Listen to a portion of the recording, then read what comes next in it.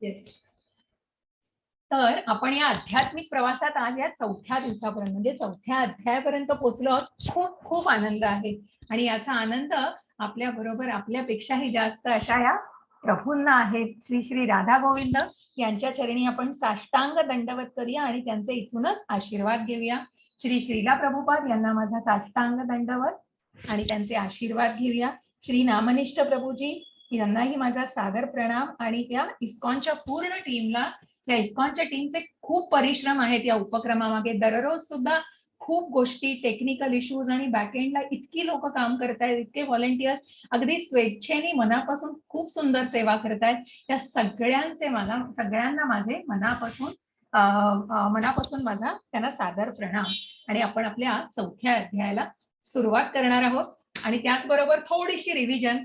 कसं काल आपण बघितलं की जी कालची आकृती ती खूप सुंदर आकृती आहे आणि आपण बघितलं की कसा सर्वात मोठा शत्रू, ज्याचं मला दोघं एका प्रभूजींनी विचारलं, माताजींनी, की कशा प्रकारे मग या मनालाच केंद्रित कसं करायचं, मनाला नियंत्रित कसं करायचं.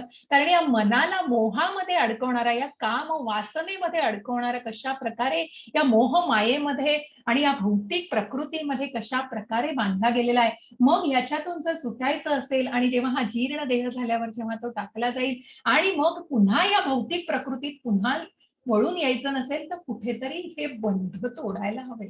आणि म्हणूनच कुठेतरी या मनाचं सामर्थ्य, जसं मी म्हटलं की मग आत्मा त्या रथामध्ये आरूढ झालेला आहे आणि बुद्धी आहे जे सारथ्य करते. मनाच्या हातामध्ये दोऱ्या आहेत इंद्रियांच्या आणि मग इंद्रियांच्या दोऱ्या असलेल्या त्या सगळी इंद्रिय आहेत ती कर्मेंद्रिय, ती ज्ञानेंद्रिय आहे. मग या ज्ञानेंद्रियांना की काय ऐकायचंय, काय बघायचंय, काय चांगलं करायचं आहे आणि कुठल्या गोष्टीचं चव, मग काय खायचंय, जसं मी म्हटलं की परमेश्वराला दाखवून. मग काल जसं आपण म्हटलं की मग ते अन्न, मग ते जरी शाकाहारी लोक असले तरी शाकाहारी असल्यावर सुद्धा वनस्पतींना सुद्धा जीव असतो म्हटलं जातं. त्याचप्रमाणे आपण बघितलं की मग ते अन्न भगवंताला, की प्रत्येकाने आपला यज्ञ, आपलं कर्म, आपलं विहित कर्म, आपली पर्सनल ड्युटी, आपली कमिटमेंट, आपली जबाबदारी कशा प्रकारे यज्ञ म्हणून पार पाडली पाहिजे. जो शेतकरी राबत असतो शेतामध्ये की त्याला धान्य द्यायचं असतं, की त्यांनी हे धान्य आणि या धान्यापासून जेव्हा ते अन्न तयार होतं ते आधी परमेश्वराला कृतज्ञ म्हणून अर्पण केलं जातं आणि मग तो कृष्णाचा प्रसाद म्हणून खाल्ला जातो. बघा आपण गुढीपाडव्याला आता आणि वेगवेगळे प्रत्येकाचे नवीन सुद्धा आता वर्ष चालू होतात, किंवा प्रत्येक जण जे प्रत्येक पहिलं धान्य येतं त्याचं सगळ्याचं प्रथम भगवंताला नैवेद्य दाखवला जातो आणि मग आपण ते ग्रहण करतो. तसं प्रत्येक दिवशी मग प्रत्येकाचे काही ना काहीतरी प्रॅक्टिकल प्रॉब्लेम्स असू शकतात. मी म्हणत नाही कोणी ऑफिसमध्ये असेल कोणी, पण एक कृतज्ञता, तुम्हाला जिथे जमत नाही तिथे नामस्मरण करा, की मग मनातल्या मनामध्ये भगवंताला ते अर्पण करा, की ती भावना महत्वाची आहे आणि ती कृतज्ञतेची भावना कुठेतरी महत्वाची, जे आपण काल जाणलेलं आहे.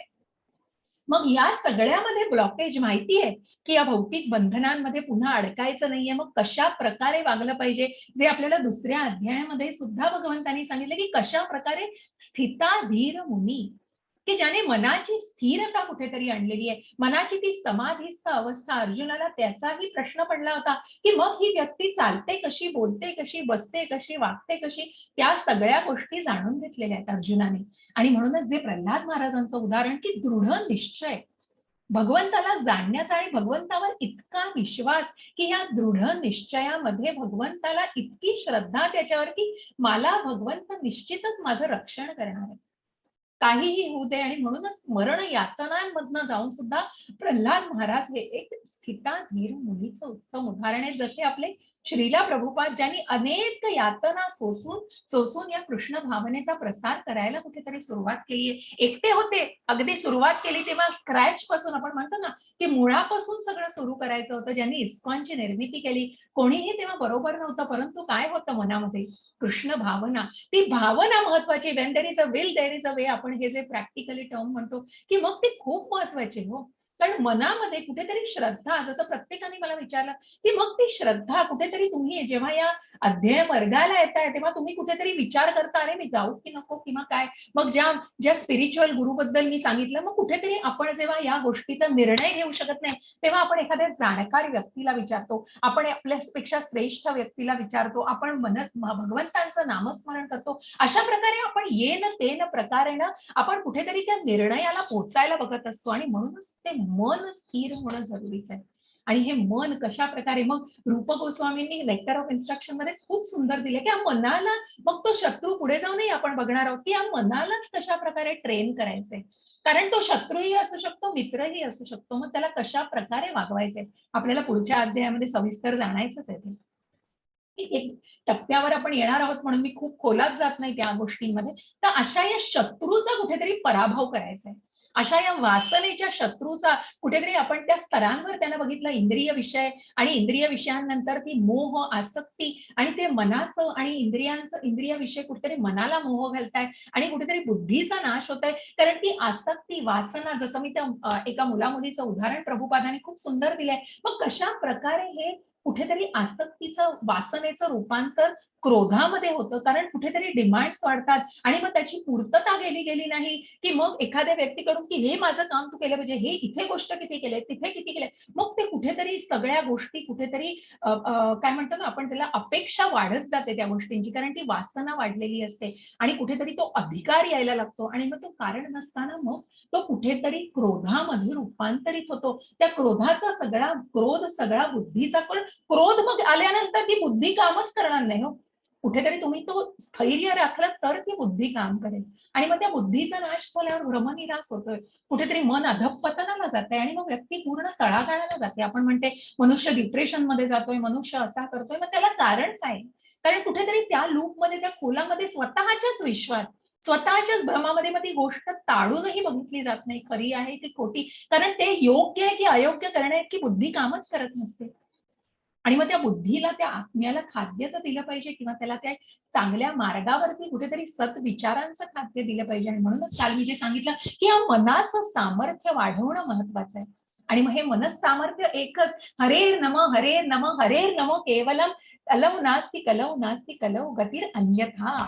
मग या कलियुगामध्ये कुठलाही दुसरा मार्ग नाही, कुठलाही दुसरा मार्ग नाही, कुठलाही दुसरा मार्ग नाही, असं चैतन्य महाप्रभूंनी प्रत्यक्ष लिहून ठेवलेलं आहे. किंवा हा कलियुगाचा यज्ञ हा फक्त नामस्मरण आहे. त्याच लाईन्सवर आपण पुढे जातोय आणि मग आज आपण बघणार आहोत की हा ज्ञानयोग.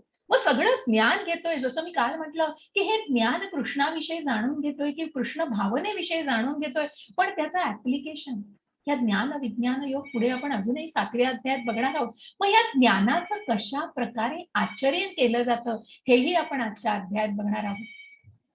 आणि मग कृष्ण अतींद्रिय ज्ञान देतोय की कशा प्रकारे. मग पुढे मला चॅट मध्ये सांगेल का हो की तुम्हाला कोणाला माहिती आहे का की याच्या आधीही भगवद्गीता सांगितली गेली होती? तुम्हाला माहिती आहे याच्या आधीही भगवद्गीता सांगितली गेली होती कित्येक वर्षांपूर्वी. मग कधी सांगितली गेली होती? कुणाला काही कल्पना आहे? जर माहिती असेल तर सांगा. माझा अजिबात अट्टहास नाहीये की तुम्हाला माहितीच पाहिजे. एक सहज, मी परत म्हटलं ना की संवाद मला प्रत्येक वेळी साधायचा आहे. फक्त मी तो कुठेतरी ती संधी बघत असते, कारण मग तुम्हाला मला खूप प्रश्न नाही. काक भृशुंडी नाही, संहिता माताजी सांगतायत. म्हणू नये. येस स्वाती माताजी. सूर्यदेवाला अगदी बरोबर. पांडुरंग प्रभूजी येस. पूनम माताजी छान. येस. विवस्वानाला म्हणजे सूर्याला. मग ही भगवद्गीता अनेक वर्ष म्हणजे कैक वर्षापूर्वी, मग 120 कोटी म्हणजे कितीतरी लक्ष, आपण ते शून्य तर मी तुम्हाला सांगेन, मग ते कुठेतरी वैदिक मॅथ्स आहे, कुठेतरी वैदिक कॅल्क्युलेशन आहे सगळं जे मी तुम्हाला सांगेन. आणि मग त्या तितक्या लक्ष वर्षांपूर्वी भगवद्गीता ही भगवंतांनी विवस्वानाला सांगितली होती आणि मग ती गुरु परंपरेने आली, परंतु ती कुठेतरी खंडित झाली, जे आपण आज बघणार आहोत. मग या सर्व मार्गांचं ध्येय, मग कुठेतरी हा कर्माचं ध्येय, आपण कर्मयोग काल बघितलेलाच आहे. आणि मग कशा प्रकारे भगवंतांचं आजन्म अजन्म असणं आणि भगवंतांचं प्रकट होणं कशा प्रकारे युगायुगामध्ये प्रकट होणं आहे. मग आपल्या कर्मांनी भगवंताला कसं जाणायचं आहे ते जाणून मग या कर्माच्या विभागणीनुसार कसं आपण काल बघितलं की वर्णाश्रम नाही तर वर्णाश्रम पद्धती केली गेलेली आहे, की प्रत्येकाच्या कर्मानुसार ही विभागणी झालेली आहे. मग प्रत्येकाचं कर्म त्यांनी भगवंताला अर्पण केलं तरीही तो ते कर्म योग साधू शकतो. कर्म म्हणजे कृष्ण भावना भावित तो कर्म करू शकतो. त्याच्यासाठी त्याला अगदी देवळात जाऊन किंवा संन्यास घेऊन या गोष्टींची गरज नाही. तो जे प्रत्यक्ष स्वतःच विहित कर्म करतोय ते भगवंताला अर्पण करायला हवं. मग हे आपण जाणायचंय थोडंसं वर्णाश्रम पद्धतीमध्ये. मग कर्मयोग सुद्धा जाणायचंय, कर्माचे प्रकार थोडेसे जाणायचे. मग त्यागामुळे दिव्य ज्ञान कसं प्राप्त होतं, मग हा कर्म हे कशा प्रकारचं कर्म असावं आणि मग ते वेगवेगळ्या प्रकारच्या कर्माचे आपण विभागणी बघणार, कर्माचे प्रकार बघणार आहोत आणि त्या कर्माच्या नुसारच आपण त्याचं ज्ञान घेणार आहोत. पुढे जातोय आपण पहिल्या श्लोकाला.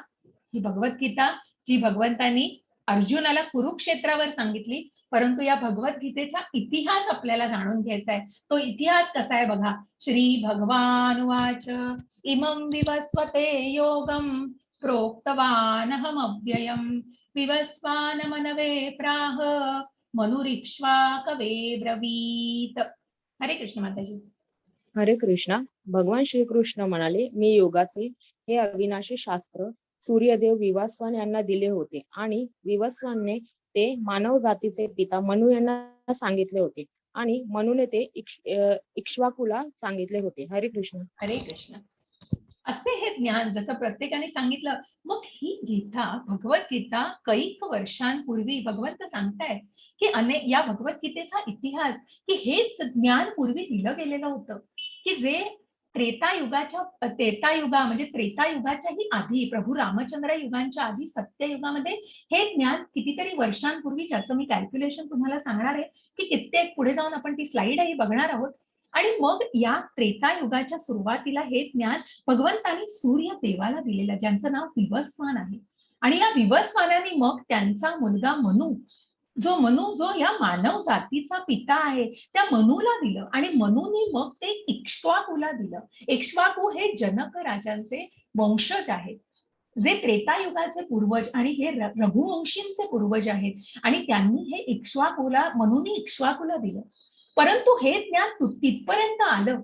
पण जसं मी म्हटलं पहिल्या अध्यायामध्ये की ही गीता जी भगवद्गीता जशी आहे तशी प्रभुपादांनी जी लिहिली आहे, भगवंतांच्या मुख कमलातून आलेले जे उद्गार आहेत आणि जे ज्ञान आहे ते जसंच्या तसं इथे आलेलं आहे. मग या जशी आहे तशी याला का महत्व आहे, कारण ते कुठलीही साखळी न तोडता गुरु परंपरेतनं आलेलं आहे.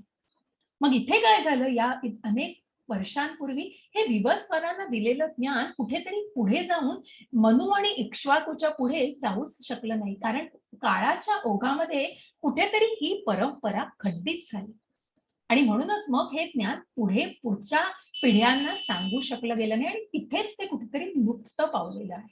एवं परंपरा प्राप्तम इमं राजर्षयो विदुः सकाले नेह महता योगे नष्ट परंतप. हरे कृष्ण माताजी. हरे कृष्ण. याप्रमाणे हे परमश्रेष्ठ विज्ञान गुरु शिष्य परंपरेद्वारे प्राप्त करण्यात आले आणि राजर्षींनी ते त्याच पद्धतीने जाणून घेतले. पण काळाच्या ओघामध्ये ही परंपरा खंडित झाली आणि म्हणून हे विज्ञान आपल्या यथार्थ रूपात लुप्त झाल्याप्रमाणे दिसते. हरे कृष्ण. हरे कृष्ण. जसं तुम्ही इथे बघताय की मग ते ज्ञान भगवंतांनी सूर्याला दिलं, विवस्वान राजाला दिलं, परंतु विवस्वानाने मनुला देऊन मग ते पुढे परंपरेप्रमाणे पुढे गेलं नाही आणि ते जाणून सगळ्यांनी घेतलं, राजर्षींनी जाणून घेतलं, ते ज्ञान होतं, परंतु ते त्याच पद्धतीने काळाच्या ओघामध्ये कुठेतरी पुढे काळ जसा सरकला, जसं मी म्हटलं की त्रेतायुगानंतर द्वापार युगामध्ये ही गीता सांगितली गेली, पण मग तेवढ्या काळामध्ये त्या काळाच्या ओघामध्ये ते ज्ञान कुठेतरी नष्ट झालं, लुप्त पावलं. आणि म्हणूनच द्वापार युगामध्ये कितीतरी वर्षांपूर्वी म्हणजेच आता 5117 ही वर्ष झालेली आहेत, तेवढ्या वर्षांपूर्वी 5500 वर्षांपूर्वी भगवंतांनी अर्जुनाला कुरुक्षेत्रावरती हे ज्ञान परत दिलेलं आहे आणि म्हणूनच ही परत भगवद्गीता सांगितली गेली. मग हे तेव्हा सांगितलं गेलं तेव्हा काय होतं, तर हे संप्रदाय होते.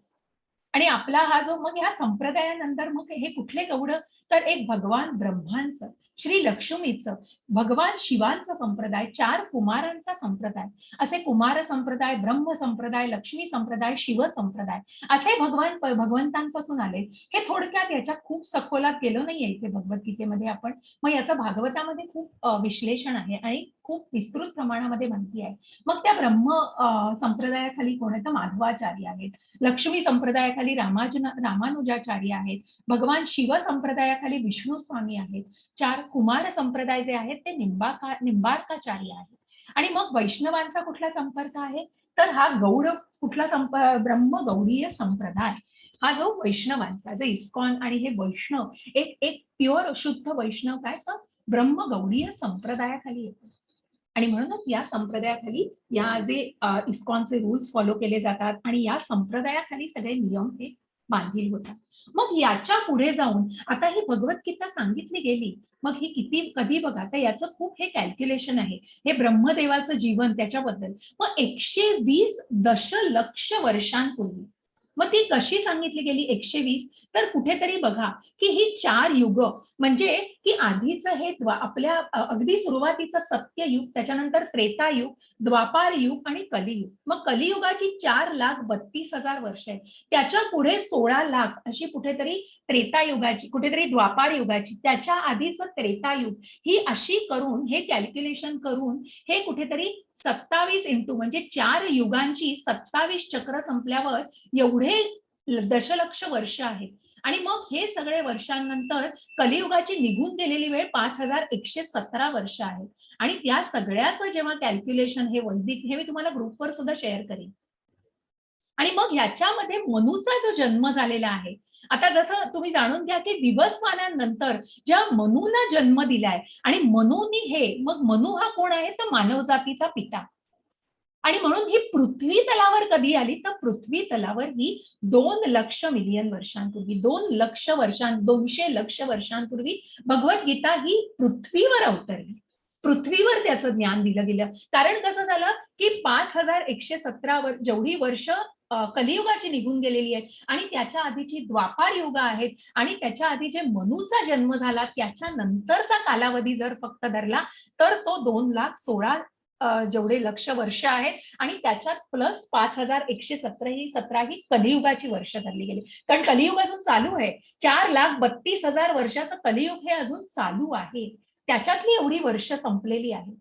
आणि मग त्याच्या आधीचा हा सगळा कॅल्क्युलेशन बघून 200 लक्ष वर्षांपूर्वी ही भगवद्गीता मानव जातीला सांगितली गेली, जो पृथ्वी तरावर आहे, हे जाणून घ्या. आणि म्हणूनच खूप खोलामध्ये जाऊ नका, कारण भगवद्गीतेचं, आणि म्हणून तात्पर्यामध्ये पुन्हा सगळं वाचा की प्रत्येक युगाची किती वर्ष आहेत, ती 4 युग मिळून मग कशा प्रकारे ही भगवद्गीता विवस्वानांना सांगितली गेली, त्याचा इतिहास जाणा. आणि मग मनूपर्यंत कशी आली, मनूच्या पासून जे वर्ष, जो मनूचा काळ आहे, तो तितका काळापूर्वी ती पृथ्वी तलावर आली, हे लक्षात घ्या. आणि हे सगळं त्याचं कॅल्क्युलेशन आहे. मग मनूची वर्ष, मग ब्रह्माचं वर्ष, मग एक तप म्हटलं जातं. आणि कशा प्रकारे ब्रह्माच्या याला, ब्रह्मदेवाला 50 वर्ष झाली, मन्वंतर संपली. मग ही सगळी जी आहेत, ही सगळी चक्रांचा हा कॅल्क्युलेशन आहे. मग सत्ययुग, त्रेतायुग, द्वापार युग, या युगांचं सगळं कॅल्क्युलेशन की किती प्रकारे मग एक्स, 2x, 3x, 4x आपण जे वैदिक मॅथ्स म्हणतात ना हल्ली, त्या प्रकारे ते कॅल्क्युलेशन केलं गेलेलं आहे. आणि म्हणूनच त्या कॅल्क्युलेशन, त्या सगळ्या काय म्हणतो ना आपण, सगळ्याचा हे सार काढून की किती वर्षांपूर्वी भगवद्गीता, त्याचा इतिहास जाणून घ्या.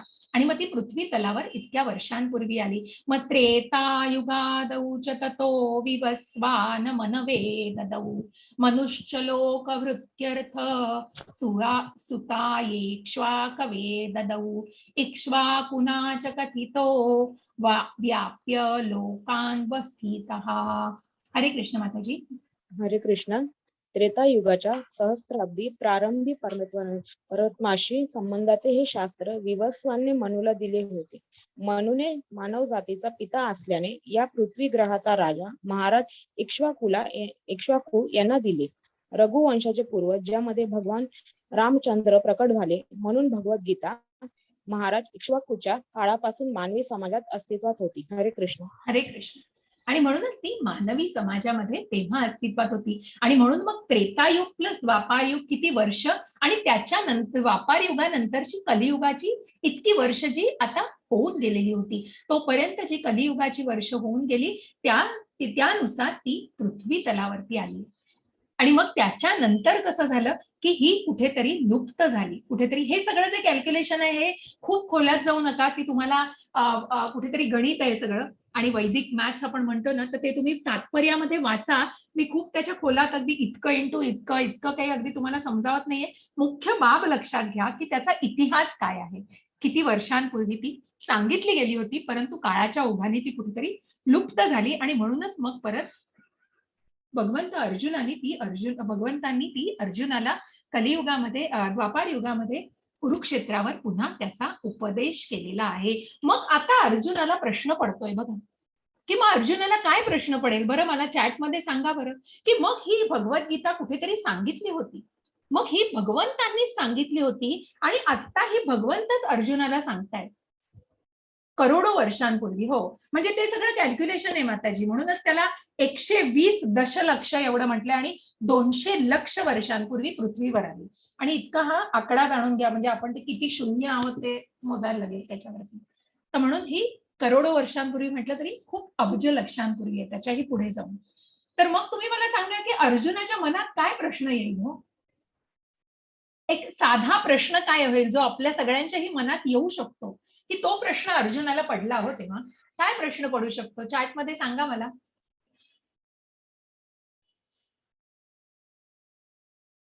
थोडक्यात विचार करा, की भगवंतांनी तीच गीता सूर्यदेवाला अनेक वर्षांपूर्वी, त्याच्यानंतर अर्जुनालाही भगवंतच गीता सांगतायत द्वापार युगामध्ये 5,500 वर्षांपूर्वी. मग सांगा बरं, की काय वाटलं असेल अर्जुनाला त्यावेळेला? तेव्हा कृष्ण कोणत्या अवतारात असतील, भगवंत कसे दिसतात बरं? प्रिया माताजी, सवस्वरा माताजी, व्हेरी गुड, व्हेरी गुड. तुमचं मला खूप आवडलं. म्हणूनच हा संवाद साधा, की तुमच्या मनात मग मालाची का, किंवा नाही नाही कळलं नाही मला हे. मलाच का बोलायचं असेल माताजीरांना. अच्छा अच्छा, म्हणजे मलाच का हे दिलंय. ओके, भगवद्गीता आधीच कशी लिहिली गेली असेल. व्हेरी गुड, बाय मी. अच्छा, अर्जुनाला. Okay, great great great. सगळ्यांना थँक्यू. तुम्ही खूप छान संवाद साधला आणि छान प्रयत्न केलाय. Very good. तर मग आता जाणून घ्या, की अर्जुनाच्या मनात काय प्रश्न आलेला आहे. बघा, की अर्जुन म्हणतो आहे, की मग अर्जुनाला इथे प्रश्न आधीच्या याच्यातच पडला, की मग अर्जुन म्हणतो आहे इथेच, की पण कसे तू माझा समकालीन आहेस. अर्जुन आणि तेव्हा अर्जुन आणि कृष्ण यांच्या वयामध्ये खूप फरक नव्हता, की तेव्हा ते समकालीन. मग काहीतरी त्यांचं वय जेव्हा तुम्ही म्हणाल ना, तर कृष्णाचं वय काहीतरी 112 वर्ष का काहीतरी होतं. आणि एक्झॅक्ट वय मी दोघांचं तुम्हाला सांगेन, की जे भगवद्गीता सांगितली गेली तेव्हा अर्जुन आणि कृष्णांच्या वयामध्ये खूप फरक नव्हता. आणि म्हणूनच अर्जुन कृष्णाला विचारतायत, की मग समकालीन कसे? मग तुम्ही त्याही काळामध्ये होतात आणि तुम्ही आत्ताही आहेत. आणि मग तुम्ही आपण त्याच काळामध्ये कशा प्रकारे तुम्ही, की मग तेव्हा तुम्ही कसे होतात आणि मी कुठे होतो? हा प्रश्न अर्जुनाला पडलाय. बघा कसा प्रश्न पडलाय अर्जुनाला. अजोपी सन्न व्ययात्मा भूतानामीश्वरोऽपि सन् प्रकृतीं स्वामधिष्ठाय संभवाम्यात्म मायया. हरे कृष्ण. हरे कृष्ण. मी जरी अजन्मा आहे आणि माझ्या दिव्य शरीराचा कधीही नाश होत नाही आणि मी जरी सर्व प्राणी मात्रांचा ईश्वर आहे, तरी प्रत्येक युगायुगात मी माझ्या मूळ दिव्य रूपात अवतीर्ण होत असतो. हरे कृष्ण. हरे कृष्ण. मग आता याच्या आधीचा जे आहे ना, तो श्लोक मी थोडासा वाचते हा तुमच्यासाठी. 4था श्लोक, की अर्जुनाला प्रश्न कसा पडलाय. अर्जुन उवाच अपरम भवतो जन्म परम जन्म विवस्वतः कथमेतद्विजानीयाम् त्वमादौ प्रोक्तवानिति. मग अर्जुन काय म्हणतोय बघा, की अर्जुनाला प्रश्न पडला, की मग विवस्वानांना तू तेव्हा ते कथा तुम्ही भगवद्गीता सांगितली, मग तेव्हा माझं वय बघा. अर्जुनाला पडलेला प्रश्न तुम्हीही जाणून घ्या, की अर्जुन म्हणाला, सूर्यदेव विवस्वान हा जन्माने तुमच्यापेक्षा श्रेष्ठ आहे, म्हणून प्रारंभी तुम्ही या विज्ञानाचा उपदेश त्याला सांगावा, हे मी कसं जाणावं.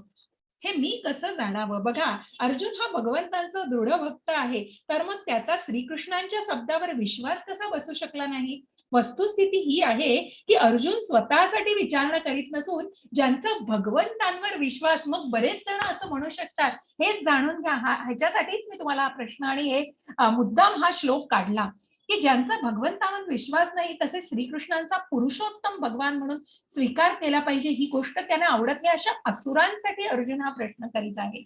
श्रीकृष्ण किंवा पुरुषोत्तम भगवान यांची जणू काही स्वतःला जाणीव नसल्याप्रमाणे तो केवळ अशा लोकांसाठी या मुद्द्यांवरती प्रश्न करत आहे. मग बघा, अर्जुनाचा जसं कोणी म्हटलं की वाय मी, तर अर्जुनाचा कुठेतरी अर्जुनाला निवडलेला आहे ना ही भगवद्गीता सांगायला, कारण अर्जुन हा कुठेतरी खूप लाडका भक्त होता आणि खूप प्रिय भक्त आणि उत्तम शिष्य होता भगवंतांचा.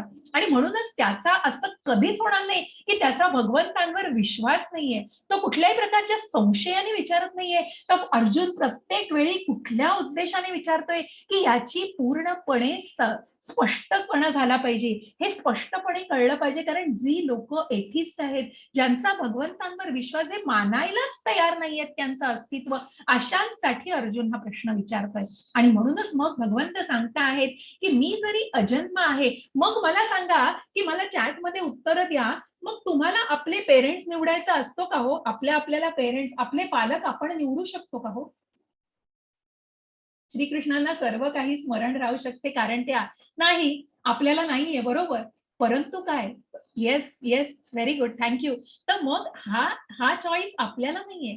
आणि आपलं कसं आहे की अर्जुनाला भगवंत म्हणतायत मग की तू त्या काळी तू होतास, हे तुला माहिती नाहीये, पण हे मला माहितीये. कारण भगवंत काय आहे, तो भगवंत परमात्मा आहे. आणि म्हणूनच हे कुठेतरी भौतिक आणि आध्यात्मिक जगातला फरक आपल्याला जाणून घ्यायचा आहे. आणि हे भगवंतांना का माहिती होतं? कारण जे अजन्म आहे, जे प्रकट होता. आणि म्हणूनच अहो, काल आपल्याला सांगितलेलं, आता आज कालच्या या वेळेला तुम्ही अध्ययन करत असाल, हे या वेळेवरनं सांगाल, म्हणजे हा क्लास चालू आहे. पण तुम्हाला जर विचारलं काल 5:30 वाजता संध्याकाळी तुम्ही काय करत होता, आपल्या बुद्धीला ताण द्यायला लागेल हो, स्मरणशक्तीला. कारण आपण तितके, आपलं सगळं लिमिट्स आहेत हो. आपण सगळ्या आपल्या कुठेतरी मर्यादा आहेत प्रत्येक गोष्टीला. इतकी शार्प आपण की 1 सेकंदात आपण सांगू शकतो की काल 5:30 वाजता मी काय करत होतो. हे खूप कठीण आहे. आणि हेच सांगण्याचा उद्देश की तेवढं कुठेतरी तू जाणू शकत नाहीस, पण मी हे जाणू शकतो. कारण मी कोण आहे? मी जरी अजन्म आहे आणि माझ्या दिव्य शरीराचा कधीही नाश होत नाही, आणि मी जरी सर्व प्राणीमात्रांचा ईश्वर आहे, तरी प्रत्येक युगायुगात मी माझ्या मूळ दिव्य रूपात अवतीर्ण होत असतो. आणि या भगवंतांनी जे अवतीर्ण झाले, कसे प्रकट झाले होते, कसे या युगामध्ये आले, जे देवकीच्या मनामध्ये आले. वासुदेवाचा ज्यांनी, बघा, ज्यांनी परमात्म्याचं, मग देवकी वासुदेवाला त्यांनी परमात्म्याचं दर्शन दिलं. जे 4 भुजाधारी हे रूप आहे बघा, या 4 भुजाधारी परमात्म्याचं दर्शन दिलं प्रत्यक्ष देवकी आणि वसुदेवाला. आणि या वसुदेव आणि देवकीच्या हृदयामध्ये भगवंत होते, हृदयामध्ये परमात्मा होते. आणि मग वसुदेवाने विनंती केलेली आहे की तुम्ही आम्हाला तुमच्या मनुष्य रूपात आणि एका बाल्य रूपात तुम्ही आमच्या पोटी जन्म द्यावा. आणि म्हणूनच कुठेतरी ते वसुदेवाच्या मनातनं देवकीच्या मनात आणि नंतर देवकीच्या गर्भामध्ये त्यांनी प्रवेश करून देवकीच्या पोटी जन्म घेतलेला आहे. असे हे भगवंत की ज्यांनी प्रकट झालेत, मग ते त्या भावनेमध्ये कुठेतरी वसुदेव देवकीच्या मनामध्ये ते प्रकट झाले. का प्रकट झाले? कारण कुठेतरी पुढे जाण्याचे आपल्याला. परित्राणाय साधूनाम हे आपण जाणणार आहोत. मग कशा प्रकारे, की मग ऐका की त्याच्या आधीचा श्लोक, यदा यदा हि धर्मस्य ग्लानिर्भवति भारत अभ्युत्थानम अधर्मस्य तदात्मानं सृजाम्यहम्. हरे कृष्ण. हरे कृष्ण. जेव्हा जेव्हा आणि जेथे जेथे धर्मचरणाचा ह्रास होतो आणि अधर्माचे वर्चस्व होते, त्यावेळी हे भारता मी स्वतः अवतीर्ण होतो. हरे कृष्ण. हरे कृष्ण. आणि म्हणूनच भगवंत म्हणतायत की ज्या ज्या ठिकाणी धर्माचा ऱ्हास झालेला आहे, जसं मी प्रल्हाद महाराजांची गोष्ट सांगितली की ज्या युगामध्ये हिरण्यकश्यपूच्या त्या युगात, की हिरण्यकश्यपूला ठार करण्यासाठी, मग त्या प्रल्हाद महाराजांचं भक्ताचं रक्षण करण्यासाठी आणि त्या भक्तासाठी ते प्रकट झालेले आहेत खांबातून. आणि मग ते प्रकट झालेले आहेत, हे लक्षात घ्या. असे हे प्रकट होणारे भगवंत हे प्रत्येक युगामध्ये प्रकट होत आहेत, कारण ते अजन्म आहेत, अनबॉर्न आहेत. ते कुठल्याही प्रकारचं ते त्याच रूपामध्ये प्रकट होत आहेत. आणि म्हणूनच समकालीन कसे आणि अर्जुनाच्या या प्रश्नांची उत्तरं भगवंतांनी दिलेली आहेत, की जिथे जिथे धर्मांचा ऱ्हास होतोय, मग ज्या कंसाने की जिथे आकाशवाणी झालेली की देवकीचा 8वा पुत्र तुला मारणार आहे, तेवढ्या आकाशवाणीने त्या कंसाने फक्त सगळं गर्जनेने त्या हादरून गेला होता आणि देवकीच्या प्रत्येक मुलाला मारत सुटला होता. आणि म्हणूनच तिथे कुठेतरी प्रकट कसे झालेले आहेत भगवंत, आणि कशा प्रकारे मग त्या देवकीच्या मनात, वसुदेवाच्या मनात प्रकट होऊन त्यांनी त्यांच्या पोटी जन्म घेतलेला आहे. जे आपण इथे चित्र बघितलं की जे कारागृहामध्ये होते नंतर, आणि मग अशा या वसुदेव देवकीच्या पोटी कारागृहामध्ये भगवंतांनी जन्म घेतलेला आहे. असे हे भगवंत प्रकट झाले कारण त्या कंसाला ठार करण्यासाठी. आणि म्हणूनच आपण बघतो आहोत, परित्राणाय साधूनां विनाशाय च दुष्कृतां धर्म संस्थापनार्थाय संभवामी युगे युगे. हरे कृष्ण. हरे कृष्ण. भक्तांचा उद्धार करण्याकरिता आणि दृष्टांचा विनाश करण्याकरिता तसेच धर्माची पुनर्स्थापना करण्याकरिता मी स्वतः युगायुगात प्रकट होतो. हरे कृष्ण.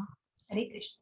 आणि म्हणूनच या भक्तांचं रक्षण करण्यासाठी आणि भक्तांचा उद्धार करण्यासाठी, तसेच दृष्टांचा विनाश, ज्या कंसाला ठार मारलं भगवंतांनी, कारण कुठेतरी त्या अधर्माचा कुठेतरी कोप होतो, कुठेतरी तो अधर्म इतका अनैतिकतेला जातो की मग त्या देवकीच्या सगळ्या पुत्रांना जो मारत सुटला होता, असा नराधम कंस की ज्याची द्वेषी भावना, ज्यांनी मत्सरानेच फक्त भगवंतांना, कारण कुठेतरी ती भावना कुठे होती, कृष्ण कृष्ण कृष्ण कृष्ण केलं, परंतु मनातली भावना फक्त कशी होती, आणि म्हणूनच कुठेतरी त्याचा नाश केला गेला, भगवंतांकडून त्याचा वध केला गेला. आणि अशा या दुष्टांचा नाश करण्यासाठी आणि पुन्हा धर्माची स्थापना करण्याकरता भगवंत प्रत्येक युगामध्ये प्रकट होत आहे.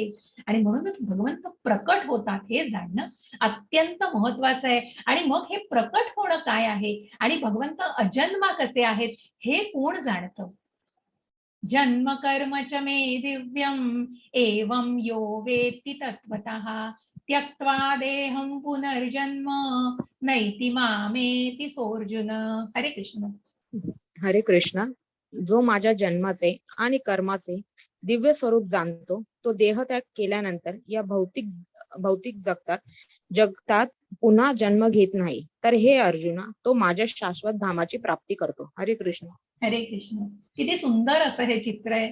यशोदामाई आहे की यशोदामाईनी म्हणजे प्रत्येकाला, मग ज्याने आपण पुढे जाऊन बघतोय की मग या भगवंताने जन्म घेतला, भगवंत प्रकट झाले, ज्यांनी यशोदा मातेशी पण तितकंच मातेचं की अगदी लढिवाळपणे अनेक बाललीलांनी, इतक्या बाललीला आणि इतके 5 टाइम्स, आणि आपण इतक्या कथा आहेत भगवंतांच्या लहानपणीच्या की आपल्या सगळ्यांना माहितीच आहे भगवान बाळकृष्ण म्हणून कसे होते, आणि त्या यशोदा मैया आणि नंदाकडे कसे ते वाढले गोकुळी, आणि इतकं सुंदर असं ते वर्णन आहे. अशा या भगवंतांना मग जो माझ्या जन्माचं आणि कर्माचं दिव्य स्वरूप, अशा या भगवंतांना जो जाणतो, जे अजन्म आहेत, मग भगवंत प्रकट होत आहेत, भगवंत जन्म नाही घेते, ते प्रकट कसे होत आहेत. आणि म्हणूनच तो जे हे जाणतो, जे हे तत्वतः जाणतो, तो देह त्याग जेव्हा करतो, मृत्यू जेव्हा पावतो, या युगातून आणि या जन्मातून जेव्हा तो देहत्याग करतो, तेव्हा पुन्हा उलटून तो या भौतिक जगताच्या चक्रामध्ये अडकत नाही, तो भगवत धामाला पोहोचू शकतो. आणि म्हणूनच तो भगवत धामाची प्राप्ती करतो. आणि म्हणूनच हे जाणणं की हे जन्माचं कर्माचं दिव्यता आणि या दिव्य अशा भगवंतांच्या रूपाला, जे कारणाचे कारण, परम कारण जे भगवंत आहे, अशांना जाणणं, ज्यांना जाणलेलं आहे. आणि म्हणूनच आपल्यात आणि कृष्णामध्ये काय फरक, मग कशा प्रकारे भगवंतांनी अर्जुनाला सांगितलं की तू का ते जाणू शकत नाही, कृष्णाचं रूप हे आध्यात्मिक आहे, आपण मायेद्वारे नियंत्रित केले जातोय, आपलं रूप हे तात्पुरतं आहे, कृष्णाचं रूप हे आध्यात्मिक आहे, आपलं रूप हे तात्पुरतं आहे, आपण मायेद्वारे नियंत्रित आहोत आणि कृष्ण मायेचा नियंत्रक आहे. बघा ही माया, आणि मग कुठेतरी आपलं हे भौतिक रूप आहे, कुठेतरी आपलं शरीर बनलंय, जे ग्रॉस बॉडी, जसं मी म्हटलं की आपलं बाह्य शरीर, जे पृथ्वी आप वायू पृथ्वी आप आकाश वायू अग्नी आणि जल यांनी जे बनलेलं आहे, या पंचतत्वांनी जे बनलेलं आहे ते बाह्य शरीर आहे. व अंतरंग मन बुद्धी आणि कुठेतरी तो खोटा अहंकार या मनाने आतलं मन बनलेलं आहे आणि कुठेतरी मग आत्मा आहे. जसं हे बाह्य मन अंतर्मन आणि कुठेतरी हृदयामध्ये वसलेला तो आत्मा याने आपलं शरीर पूर्ण या शरीराची तत्व आपल्याला पुढे जाऊन अजून विस्तृतपणे जाणून घ्यायची आहे. आणि अशा प्रकारे आपलं हे भौतिक शरीर आहे आणि भगवंतांचं काय आहे तर भगवंतांचं आध्यात्मिक रूप आहे. आपलं रूप हे तात्पुरतं आहे आणि म्हणूनच कर्म जिथे मी पहिल्या 5 विषयांमध्ये तुम्ही बघाल आता प्रत्येक अध्यायामध्ये बघा की जिथे ईश्वर आहे, जिथे भगवंत, त्याच्यानंतर जीव, काळ, कर्म, प्रकृती कशा प्रकारे यांचा परत परत उल्लेख येऊन की या भौतिक प्रकृतीचा आणि आध्यात्मिक प्रकृतीचा फरक कसा आहे ते जाणून घ्या. आणि मग या मायेचे नियंत्रक या मायेमध्ये आपण अडकलो आहोत, पण त्याच्यावरती कोण आहे? भगवंत आहे, ज्यांचं या मायेवरती नियंत्रण आहे. की भगवंतांनी सगळी निर्मिती केली आहे, सगळ्या भौतिक प्रकृतीची निर्मिती केली आहे, पण भगवंतांवर त्याचा कुठलाही प्रभाव नाही. कुठल्याही प्रकारचा प्रभाव भगवंतांवर नाही. भगवंत त्याच्यापासून अलिप्त आहे. त्या प्रकृतीपासून, त्रैगुणांपासून भगवंत अलिप्त आहे. भगवंतांपासून ती माया, ही मायाची निर्मिती कोणाची आहे? हो, भगवंतांची निर्मिती आहे. मायेचं कोणी मायेला नियंत्रण करतायत ते मायेचं, पण आपल्याला सोडून दिले भौतिक प्रकृतीत आणि ball is in our court. की आपल्याला या भौतिक जगातच अडकायचंय का त्या आध्यात्मिक मार्गावरती जायचंय? मग त्या आध्यात्मिक मार्गावर कुठेतरी प्रगती साधायची असेल तर ती निष्ठा आणि श्रद्धा आणि पुढच्या टप्प्यांवर साधू संग आणि त्या सगळ्या टप्प्यांवरून जाऊन कुठेतरी भगवंतांचं प्रेम संपादन करायचं आणि मग ती खूप शेवटचा टप्पा आहे हो समाधीचा की ज्याच्यामध्ये अगदी तुम्ही कृष्ण प्रेमामध्ये तो एक शुद्ध भक्तच प्रभुपादांसारखा असू शकतो की अतिशय म्हणजे ज्याच्या मनात म्हणजे जळी स्थळी काष्टी पाचानी की अगदी कृष्ण कृष्ण कृष्ण कृष्ण की ज्यांचं पूर्ण जग हे कृष्णमय झालेलं आहे. अशा या कृष्णांना अजन्मा म्हणून ते जाणता आहेत, तेच या भगवंतांना जाणू शकतात आणि भौतिक प्रकृतीतून स्वतःची सुटका करू शकतात, या बंधनातून मुक्त होऊ शकतात. मग या भगवंतांना जाणण्यासाठी कोण सक्षम आहे? वीतराग भय क्रोधा मन्मया मामुपाश्रिताः बहो ज्ञान तपसा पूता मद्भाव मागताः ये यथा मां प्रपद्यन्ते तांस्तथैव भजाम्यहम् मम वर्तमानुवर्तन्ते मनुष्यः पार्थ सर्वशः. मग भगवंतांना कोण जाणतंय बघा. हरे कृष्ण माताजी वाचा. हरे कृष्ण. आसक्ती भय आणि क्रोध यातून मुक्त झालेले, पूर्णपणे माझ्यात स्थित झालेले, मतपरायण आणि माझ्या आश्रित असलेल्या गतकाळातील अनेक मनुष्य माझ्या ज्ञानामुळे शुद्ध झाले आहेत आणि त्या सर्वांना माझ्या दिव्य प्रेमाची प्राप्ती झाली आहे. जे ज्या भावाने मला शरण येतात त्याला अनुरूप असे फळ मी त्यांना देतो. हे पार्थ, सर्वजण माझ्या मार्गाचे सर्व प्रकारे अनुसरण करतात. हरे कृष्ण. हरे कृष्ण.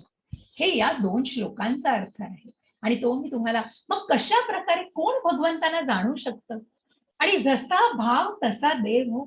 आणि म्हणून या चित्रामध्ये तुम्हाला जे दिसतं आहे या चित्रात तुम्हाला कोणी सांगू शकेल मला काय हे आहे आणि कुणाला आपण आत्म्याला कसे समजू शकतो? नक्की मी तुमचा प्रश्न सांगते माताजी उत्तर. आधी मला या चॅटमध्ये मी सगळ्यांना शेवटी वेळ देणार आहे नक्की. शिशुपालाचा वध अगदी बरोबर. Very good. खूप छान. असा हा शिशुपालाचा वध. हे शिशुपालाला मग शिशुपालाची गोष्ट मी थोडक्यात तुम्हाला सांगते. या शिशुपालाला जन्मतः 4 हात होते. शिशुपाल हा कृष्णाच्या आत्याचा मुलगा. कृष्णाचं नातं होतं त्याच्याशी. आणि म्हणूनच ज्याला 4 हात होते, पण अशी वाणी झाली होती तेव्हा की भगवत वाणी अशी सांगितलं गेलेलं होतं तेव्हा की अशी त्याच्या जन्माच्या वेळेला की मग जी व्यक्ती याला बघेल, ज्या व्यक्तीच्या बघून याचे हात जेव्हा गळून पडतील, त्या व्यक्तीकडनं याचा वध होणार आहे. हे त्याच्या आत्याला सांगितलेलं हे वाणी आकाशवाणी झालेली आणि म्हणूनच त्या वेळेला जेव्हा शिशुपालाला कृष्णाने बघितल्यावर ते हात गळून पडले होते, मग त्या आत्या घाबरली आणि मग आत्याने कृष्णाला विचारलं की मग तू माझ्या मुलाचा वध करणार आहेस का? तेव्हा त्या आत्याला त्यांनी वचन दिलं की याची 100 पाप भरेपर्यंत मी याला हात लावणार नाही. मी निश्चित तुला वचन देतो की ह्याचे 100 पाप मी क्षमा करीन, पण 101व्या पापाला क्षमा नाही. आणि म्हणूनच हे 101वं पाप जेव्हा राजसूय यज्ञ चालू होता, युधिष्ठिर महाराजांनी इंद्रप्रस्थ म्हणजे ही आधीची गोष्ट युद्धाच्या, त्यावेळेला हा यज्ञ केला होता. त्या यज्ञाच्या वेळेला शिशुपालांना सुद्धा आमंत्रण होतं आणि जेव्हा भगवंतांना ते योग्य स्थान दिलं गेलं, जेव्हा कृष्णाला अर्पण केल्या गेल्या त्या गोष्टी, जेव्हा युधिष्ठिराने भगवंतांना अर्पण केल्या, ज्या यज्ञाचा जो मान असतो तो, आणि तेव्हा शिशुपालांनी ती गोष्ट सहन नव्हता, फक्त द्वेष आणि मत्सर केला होता. त्याच्या मनामध्ये फक्त द्वेष होता भगवंतांविषयी, आणि अशा या द्वेषी भावनेमध्ये त्यांनी अनेक अपशब्द बोलले भगवंतांना. आणि त्या पूर्णभर त्या यज्ञाच्या जागी, अशा पवित्र जागी त्यांनी भगवंतांवर अपशब्दांची वाकोली केली. आणि भगवंत होते ते, भगवंत म्हणूनच ते सहन करू शकले. परंतु बाकी राजे रजवाडे तुम्ही बघाल की सगळे धावून गेलेले होते त्याच्यावरती, परंतु कृष्णांनी, भगवंतांनी सगळ्यांना शांत केलं. आणि ज्या वेळेला त्याची 100 शब्द, ते 100 संपलं, त्या वेळेला भगवानांनी सुदर्शन चक्र त्या सुदर्शन चक्राने त्याचं चीर छाटून टाकलेले. परंतु भगवंतांनी ते यज्ञाच्या पवित्र जागी केलं. बघा, तिथे रक्ताचा एक थेंब पडलेला नाहीये. आणि मग ज्यांना भगवंतांचं हे मोक्ष त्या शिशुपालाला का मिळाला? कारण कुठेतरी भगवंतांच्या सुदर्शन चक्राने त्याचा वध झाला होता. आणि म्हणूनच जसा की ज्याने आयुष्यभर भगवंतांना काय म्हणतात ना, त्याला भगवंतांची स्मरण केलं, पण कशा प्रकारे, जसं कंसाने केलं, कृष्ण कृष्ण कृष्ण कृष्ण, पण मनात काय होता? द्वेष होता, मत्सर होता. कारण कुठेतरी माझा वध करणारा तो कोण आहे, एवढा बलशाली कोण आहे, या सगळ्या मत्सरी भावना होत्या. त्याचा नाश होणं गरजेचं होतं. आणि म्हणूनच भगवंतांनी जसं त्याला, ज्याप्रमाणे त्यांनी शत्रुत्वाची भावना केली, त्या शत्रूच्याच नात्याने त्याचा वध केलेला आहे. कारण तो अधर्मी, कारण ते कपटी असा स्वभाव होता, आणि त्याचा नाश होणं हे अत्यंत गरजेचं होतं. आणि असे हे भगवंत, म्हणून ज्या भगवंतांनी, मग त्यांना कोण राग, म्हणून जो राग, ज्यांनी राग द्वेष केला, त्याप्रमाणे त्याला त्याची परिणिती मिळाली. त्याला त्याच प्रकारे रेसिप्रोकेट म्हणतो ना आपण, की त्याचं परतफेड तशीच केली गेली. पण जे भगवंतांवर प्रेम करतात, ज्यांचं दिव्य अशा भगवंतांवर प्रेम आहे, ज्यांनी पुरुषोत्तम म्हणून त्यांना जाणलंय, असे गायींना सुद्धा, मग ज्यांनी गोवर्धन पर्वताखाली त्या गायींचं सुद्धा रक्षण केलं हो, अशा या गायींचं रक्षण केल्यानंतर त्या गायी ज्याप्रमाणे भगवंतांवर प्रेम करतात, तसेच भगवंत सुद्धा गायींवर तितकंच प्रेम करतात. अशा या गोविंद म्हटलंय त्यांना, म्हणून त्यांचा उल्लेखही आपण बघतो तर त्यांना गोविंद म्हटलं जातं. कारण कुठेतरी ते त्या गायींवर सुद्धा तितकंच जीवापाड, ही स्क्रीन जातीय म्हणून मी दाखवते, या गायींवर सुद्धा जीवापाड प्रेम करतात. अशा या भगवंतांना, ज्या गायींवर सुद्धा त्यांनी जीवापाड प्रेम केलं. मग जे खाली दिसतायत ते बलराम, ज्यांचे भाऊ, त्या बलरामांनी सुद्धा श्रीकृष्णाची सेवा केली, त्यांचे पाय दाबत होते ते, आणि त्याच बलरामांचे कृष्णाने सुद्धा सेवा केली, कारण बलराम त्यांचे ज्येष्ठ बंधू. आणि म्हणूनच जशी भक्ती केली तशीच त्यांनी त्याची परतफेड केली. आणि म्हणूनच जे ज्या भावाने भगवंतांना शरण येतात, त्याला अनुरूप असे फळ भगवंत देतात. तितकीच माया, तितकंच प्रेम भगवंत देतात. म्हणून भक्त भगवंतांसाठी विशेष आहे. हे पार्था, सर्वजण माझ्या मार्गाचे सर्व प्रकारे अनुसरण करतात, आणि मग त्याच प्रकारे जे भगवंत करतात, मग भगवंतांवर जसं प्रेम केलं जातं तसंच ते प्रेम, मग हे सगळं आपण म्हणतो ना, देवाण-घेवाण ती होते. आणि ह्या भगवंतांना जाणलंय ज्यांनी, कारण ज्यांनी भगवंतांचं हे तत्व, हे भगवंतांचं हे रूप जाणलेलं आहे, अजन्मा रूप जाणलं आहे, ते भगवंतांवर जीवापाड प्रेम करतात, आणि ते भगवंतांनाही तितकेच प्रिय असतात. हरे कृष्ण माताजी. हरे कृष्ण. मनुष्य जगात सकाम कर्मामध्ये सिद्धीची इच्छा करतात आणि म्हणून ते देवताची आराधना करतात. अर्थात मनुष्यांना या जगात सकाम कर्मापासून त्वरित फलप्राप्ती होते. हरे कृष्ण. हरे कृष्ण. मग इथे कुठेतरी आता भगवंत म्हणतायत की ज्यांनी भगवंताला जाणलं नाहीये, जसं मी मगाशच्या त्या जो प्रश्न पडला होता अर्जुनाला, त्याच्यात जसं मी तो उल्लेख केलेला वाचून दाखवला, की मग अनेक असे मायावादी लोक आहेत की ज्यांचा भगवंतांवर विश्वास नाहीये, भगवंतांचं अस्तित्व जाणत नाहीये. असे अनेक आपल्याला या जगामध्ये, जे सकाम कर्मामध्ये आणि ते अनेक कार्यामध्ये स्वतःला गुंतवलेलं आहे, की ज्यांचा विश्वास नाहीये, जे स्वतःच्या तर्कवादामध्ये आहे, स्वतःच्या तत्वज्ञानामध्ये आहेत. आणि मग ते अनेक ज्यांचा जे अनेक देवी देवतांची पूजा करणारे सुद्धा अनेक लोक आपल्याला दिसतात या भौतिक जगामध्ये. मग या देवी देवता म्हणजे काय? मग ते प्रभुपादांनी खूप सुंदर प्रकारे त्याचा उल्लेख केला आहे. मग भगवंतांना सर्वोच्च नियंत्रक आणि परमात्मा जे आपण पुरुषोत्तम म्हणून जाणतो आहोत, ते परमात्मा हे कोण आहेत आणि या देवी देवता कोण आहेत? मग देवी देवतांपासून जे आपल्याला मिळतं, असे हे भगवंत बघा, जे कर्म भगवंतांनी हे प्रेम केलं सगळ्यांवर, जे रेसिप्रोकेटिंग होऊन प्रत्येक जणाला सुद्धा तेवढंच प्रेम मिळतं आणि तसं कर्माद्वारे मग भगवंतांनी काय कर्म नाही केलंय. आपण जसं म्हटलं की आता मनुष्य या सकाम कर्मामध्ये अडकलाय. प्रत्यक्ष भगवंतांनी, जसं मी कालच्या अध्यायामध्ये सांगितलं, की प्रत्यक्ष भगवंतांनी सुद्धा आदर्श दाखवलेला आहे. कारण कुठेतरी त्या कौटुंबामध्ये कसं एक आदर्श व्यक्ती जे वागते त्याचं अनुकरण केलं जातं, तसं प्रत्यक्ष भगवंतांनी सुद्धा हे का केलं सगळं? हे कर्म जे भगवंतांनी याची सगळी निर्मिती केली, मग भगवंतांनी कर्म सुद्धा काय नाही केलंय? त्यांनी अर्जुनाचं सारथ्य केलं, कंसाचा वध केला, नंदाच्या घरी राहून त्यांनी या अनेक त्यांच्या 9 लक्ष गायींचं सगळं जोपासना केलेली आहे आणि गायींना चरायला घेऊन जायचे असे भगवंत. मग त्यांना जर इच्छा असती तर ते वरून त्यांनी कुठल्याही इतर त्यांच्या देवतांना, देवी देवतांना सुद्धा सांगितलं असतं किंवा इतर कोणाही गुरे या गोष्टी करू शकल्या असत्या. पण ते स्वतः का प्रकट होतायत? कारण कर्म मग भगवंत प्रत्यक्ष पण सांगतायत, की त्यांनी काय केलं आहे आणि ते कळावं. मग त्याच आधारावर कशाप्रकारे देवी देवता कोण आहेत? मग हे वरुण राजांची प्रार्थना का केली जाते? किंवा जे अनेक लोक देवी देवतांची उपासना करतात, ते अयोग्य नाहीये काही. कालच्याच अध्यायाच्या आधारावर मी सांगते, की प्रत्येक यज्ञ हा विष्णूला अर्पण केला जातो. मग तो वरुण राजाला प्रसन्न करण्यासाठी केला जातो, जो प्रत्यक्ष विष्णूंपर्यंतच पोहोचतो. कारण मग कुठेतरी हे जे डेमिगॉड्स प्रभुपादांनी त्यांना म्हटलंय, आणि मग हे डेमिगॉड्स कोण आहेत? तर या सगळ्या देवी देवता, की ज्या क्विकली मग तुम्हाला या भौतिक जगामध्ये मनुष्याला सकाम कर्म, मला असं फळ हवंय, मी असं कर्म केलं की मला त्याचे रिटर्न्स लगेच मिळाले पाहिजेत, की मी इतकी भक्ती केली आहे, मी इतकं प्रार्थना केली म्हणजे मला त्याचं रिटर्न्स मिळालेच पाहिजे. ही कुठेतरी फळाची अपेक्षा केली जाते लगेचच. आणि म्हणून या देवी देवतांवर असणारी श्रद्धा पण दृढ असावी लागते. आणि म्हणून जेव्हा भगवंतांवर तितकी निष्ठा केली जाईल, तेव्हा त्या दृढ निश्चयामध्ये तुम्ही देवी देवतांची सुद्धा उपासना केलेली गैर मानली जात नाही. आणि म्हणून त्या सकाम कर्मामध्ये अडकू नका. फक्त कुठेतरी ते कर्म निष्काम होऊ दे. आणि त्यालाच आपण पुढे जाऊन जाणणार आहोत. मग हे कर्म काय आहे? मनुष्य या जगामध्ये सकाम कर्मामध्ये सिद्धीची इच्छा करतात, मग कुठेतरी क्विक फळांची अपेक्षा करतात, ते देवी देवतांची आराधना करतात, मग त्या तात्पुरत्या गोष्टीसाठी मग नंतर विसरतात. हो, आज सगळं केलंय, पूजा अर्चा केली, उद्या काय? उद्या ते कंटिन्युटी आहे का? त्याला कुठेतरी कन्सिस्टन्सी आहे का? ती असणं महत्वाचं आहे, ती दृढ श्रद्धा. आणि म्हणूनच इथे हे महत्व का सांगायचंय, ते की जे भगवंतांना जाणतायत, मग ह्या भगवद्गीतेतनं काय उपदेश घ्यायचा आहे, की ज्यांनी या पुरुषोत्तमाला जाणलंय, या परम तत्वाला जाणलंय, ते त्या श्रद्धेवर दृढ असू शकतात.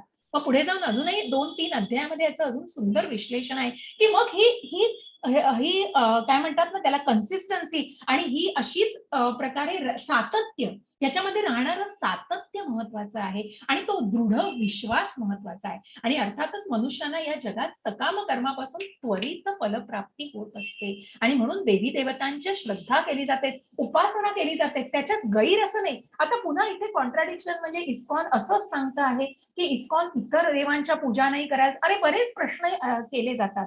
मग अशा प्रकारे कुठल्याही अविश्वासाने घेऊ नका ते, की दृढ श्रद्धा महत्वाची आहे. तुम्ही जी गोष्ट करताय ती सुद्धा करा आणि कृष्णाची उपासना तितकीच श्रद्धेने केली तर तुमची ही श्रद्धा दृढ होणार आहे, हे जाणण्याचा प्रयत्न करा. आणि म्हणूनच इथे प्रभुपादांनी याला डेमिगॉड्स असा शब्द वापरलेला आहे, की या डेमिगॉड्सची मग ते कुठेतरी ऍडमिनिस्ट्रेटर्स आहेत.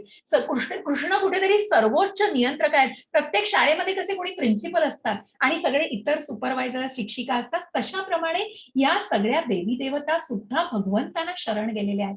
पुढे जाऊन आपण प्रत्यक्ष शिवा, ब्रह्मा यांचं सुद्धा जाणणार आहोत, की ज्यांनी भगवंतांची स्तुती केली आहे. भागवत हे कशावर आहे?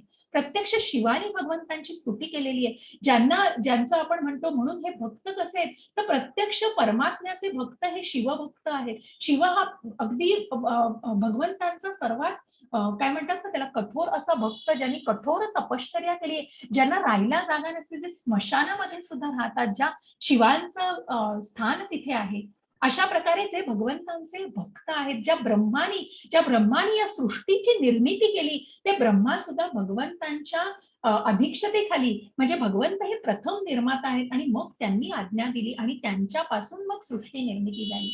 अशा प्रकारे हे कशा प्रकारे या देवी देवतांनी सुद्धा भगवंताला शरण गेलेले आहेत आणि भगवंतांचं स्तुती गायन केलेलं आहे. हे अजून पुढच्या अध्यायांमध्ये आपण सखोल शिकणार आहोत. पण कुठेतरी तुमच्या मनातल्या काही शंका असतील किंवा काही प्रश्न, मी शंका हा शब्द नाही वापरणार, कारण कुठेतरी ती निष्ठा तुमच्या मनात आहे, म्हणूनच अध्ययनाच्या वर्गाला तुम्ही आलेले आहात आणि म्हणून हे प्रश्न पडू शकतात तुम्हाला, हे मी सांगू शकते. मग भगवंत म्हणतायत की हे कर्म कशा प्रकारे, मग तुम्ही या सकाम कर्मामध्ये न अडकता तुम्ही कशा प्रकारे कर्म भगवंतांना अर्पण करून तुम्ही या भगवत धामाची प्राप्ती करू शकता. चातुर्वर्ण्यं मया सृष्टं गुणकर्म विभागशः तस्य कर्तारमपि मां विद्य कर्तारमव्ययम्. हरे कृष्ण माताजी. हरे कृष्ण. भौतिक प्रकृतीचे 3 गुण आणि त्यांना अनुरूप अशा कर्माला अनुसरून मी मानवी समाजाचे 4 विभाग निर्माण केले आहेत आणि ते तू जाणले पाहिजे की जरी मी या व्यवस्थेचा कर्ता असलो तरीही मी अव्ययी असल्यामुळे अकर्ताच आहे. हरे कृष्ण. हरे कृष्ण.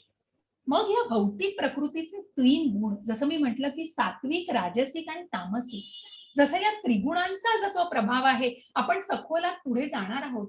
सत्व काय, राजसिक काय, तामसिक काय, याचा खोलामध्ये अभ्यास करणार आहोत. परंतु याचा प्रभाव आहे, मग ही सात्विकता कशी असते, राजसिकता कुठेतरी वासनेला कशी पाठबळ देते, कुठेतरी तामसीपणा हा अज्ञानामध्ये कसा असतो, आणि या सगळ्याच्या आधारे या अनुरूप कर्माला अनुसरून, मग जसं मी कालच्या अध्यायातही सांगितलं की कुठेतरी वर्णाक्षर नाही तर वर्णाश्रम पद्धती भगवंताने दिली आहे. आणि म्हणूनच तुम्ही हे कर्म सकाम कर्मामध्ये न अडकता तुम्ही जर या सकाम कर्मापासून स्वतःला कुठेतरी पुढे नेलत आणि त्या कर्माला कुठेतरी भगवंताना अर्पण केलं, मग कर्माचं फळ फक्त नाही तर ते कर्म भगवंताना अर्पण, मग ते कर्म करतानाच ती भावना, कृष्ण भावना जर असेल तर ते कुठेतरी निष्काम कर्म ठरतं, ते कुठेतरी अकर्माकडे जातं. आणि मग ते कुठल्याही प्रकारच्या फळांची अपेक्षा करत नाही की मी ही गोष्ट करतोय ही भगवंतांना कृतज्ञ म्हणून करतोय. मग याने प्रत्येकाने स्वतःचा कर्म, की जो एक ब्राह्मण आहे जो ज्ञान घेतो, जो एक क्षत्रिय आहे जो लढतो, जो वैश्य आहे जो वाणी, जो बिझनेस करतो, जो त्याचा व्यवसाय आहे, आणि जो एक क्षुद्र आहे, जो एक लेबरर आहे किंवा जो कष्ट करतो, या प्रत्येकाला सुद्धा भगवंताला अर्पण करता येतं. जो तो आपल्या कर्माला भगवंतांना अर्पण करून भगवंतांची प्राप्ती करू शकतो. मग भगवंतांकडे असा कुठलाही दुजाभाव नाही की ब्राह्मणच पाहिजे, तो ब्राह्मणच असला पाहिजे, सात्विक म्हणजे फक्त ब्राह्मणांनाच भगवंत, असं नाहीये. भगवंतांकडे कुठलाही भेदभाव नाहीये. तो ब्राह्मण असो, क्षुद्र असो, क्षत्रिय, तर भगवंतांचा प्रत्यक्ष अर्जुन हा लाडका शिष्य जो एक उत्तम क्षत्रिय आहे. आणि म्हणूनच भगवंत म्हणतायत की प्रत्येकाचं कर्म तुम्ही मला अर्पण करू शकता, प्रत्येक जण आपला यज्ञ मला अर्पण करू शकतो. आणि जरी मी या व्यवस्थेचा, या कर्म, या ज्या विभागणी केलेली आहे वर्णाश्रमाची, त्या सगळ्याचा मी निर्माता असलो तरी मी यापासून अलिप्त आहे, मी अकर्ताच आहे, माझा याच्यावरती कुठलाही प्रभाव माझ्यावर याचा नाहीये, त्रैगुणांचा सुद्धा माझ्यावर कुठलाही प्रभाव नाहीये. न मां कर्माणि लिम्पन्ति न मे कर्मफले स्पृहा इति मां योऽभिजानाति कर्मभिर्न स बध्यते. हरे कृष्ण. हरे कृष्ण. कोणत्याही कर्माने मी बद्ध होत नाही, तसेच मला कर्मफलाची आकांक्षाही नाही. जो माझ्याबद्दलचे हे सत्य जाणतो तो सुद्धा कर्मफलांनी बद्ध होत नाही. हरे कृष्ण. हरे कृष्ण. मग भगवंतांनी काय केलं नाहीये, मग तुम्ही म्हणाल, म्हणून मी मगाचचाच जो उल्लेख आता या स्लाइडवर आधारितच करणार होते की मग भगवंतांनी काय कर्म केलं नाही. भगवंत ज्यांनी सुदाम्याला सुद्धा ज्यांनी इतकं प्रेम केलं, ज्याची सेवा केली, आणि ज्या प्रकारे ज्यांनी युद्धामध्ये सुद्धा ज्यांनी बलरामांबरोबर आणि एवढ्या सगळ्या नंदाच्या गायी चारल्या, ज्यांनी कंसाचा वध केलेला आहे, अशा प्रकारे या सगळ्या गोष्टींचं ज्यांनी अर्जुनाचं सारथ्य केलं, आणि म्हणून या कुठल्याही कर्माने मात्र भगवंत बद्ध नाहीये. आणि त्या कर्मफलाची भगवंतांना कुठल्याही अपेक्षाही नव्हती. भगवंतांनी दाखवून दिलंय बघा, की हे कुठल्या प्रकारचं कर्म, की मी हे जे करतो आहे, मग मी हे करू शकत नाही किंवा भगवंतानं काय न केलं तरी चालणार होतं. ते अप्रत्यक्षपणे सुद्धा करू शकत होते. पण प्रत्यक्ष जन्म घेऊन, प्रत्यक्ष प्रकट होऊन त्या युगामध्ये त्यांनी त्या अधर्माचा विनाश केलेला आहे. आणि म्हणूनच त्यांना कुठलाही त्यांचा या की मग त्रिगुणांमुळे की मी हे करतो आहे म्हणून मला हे पाहिजे, मी हे कर्म केलंय म्हणून मला याची यापासून अपेक्षा नाही हो. कारण ज्यांचं ऐश्वर्य इतकं 6 गुणांनी परिपूर्ण आहे असे तो भगवंत आहे. आणि ज्यांना कशाचीच आकांक्षा नाहीये, जो माझ्याबद्दलचे हे सत्य जाणतो, हे परमतत्व. मग असे बनेच या मायावादी युगामध्ये आपण बघतो, की जे मनुष्य रूपात आलंय ही एक शक्ती आहे आणि मग पुन्हा जेव्हा ही कुठलीही अस्तित्वात नाहीये असं. ही पृथ्वी जी चालू आहे हे कुठल्यातरी कर्माने चालू आहे आणि हे कुठल्यातरी इच्छेद्वारा चालू आहे. असे वेगवेगळ्या प्रकारचे तर्क लावले जातात. मग ते कुठल्या ढोबळ आहे ती कल्पना. त्याच्यामागे काही अभ्यास आहे का? त्याच्यामध्ये वेदांचा अभ्यास आहे का? शास्त्रांचा अभ्यास आहे का? हे कधी पडताळून बघितलंय का? कारण असे बरेच प्रभुपादांच्या तात्पर्यात तुम्ही बऱ्याच वेळेला वाचाल. आणि म्हणून ह्या ढोबळ मनाचे आणि जे मायावादी लोक जे काही विधानं करतात, त्या विधानांना कुठेतरी पडताळणी हवी असते. कुठेतरी त्याला एक बेस हवा पाहिजे, कुठेतरी सिद्धता पाहिजे त्यांची. आणि म्हणूनच भगवंत म्हणतात, हे सत्य जे कर्म जो जाणतो, तो सुद्धा कर्मफलांनी बद्ध होत नाही. मग तो कुठेतरी अकर्माकडे वाटचाल करतो. आणि तो कोण असतो मग, की जो अकर्माकडे वाटचाल करतो आणि या कर्मांनी बद्ध होत नाही. कर्मणो ह्यपि बोधव्यम, बोधव्यम च विकर्मणः, अकर्मणश्च बोधव्यम, गहना कर्मणो गतिः. हरे कृष्ण. हरे कृष्णा. कर्माच्या गुंतागुंती समजणे अत्यंत कठीण आहे. म्हणून मनुष्याने कर्म, विकर्म आणि अकर्म म्हणजे काय हे योग्य रीतीने जाणले पाहिजे. हरे कृष्ण. हरे कृष्ण. आणि म्हणूनच हे कर्माचे प्रकार, आता हे 3 प्रकार म्हणून भगवंतांनी कर्म जाणलं. म्हणून भगवंत म्हणतायत, की मनुष्याने हे फरक जाणून घ्या, की कर्म काय आहे? कर्म काय करतोय आणि विकर्म काय आहे आणि अकर्म काय आहे? मग हे अकर्म कुठेतरी कर्म काय आहे तर वेदांचं पालन करतात, स्वर्ग प्राप्त करतात, देवांचं शरीर अखेरीस मृत्यू पाहून त्याच लोकाकडे परत जातात, मृत्यू लोकाकडे. म्हणजे काय तर कुठेतरी यज्ञयाग करतात, कुठेतरी वेदांचं पालन करतात, पण ते सकाम कर्माने अडकले.